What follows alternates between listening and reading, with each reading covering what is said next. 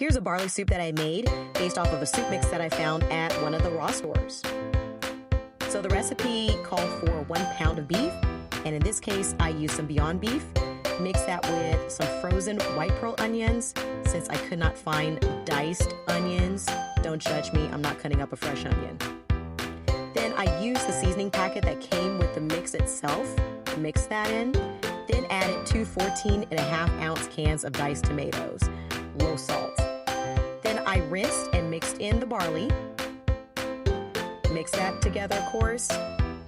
And even though the recipe required that I put 10 cups of water in, I could only fit in 5. It still came out fine.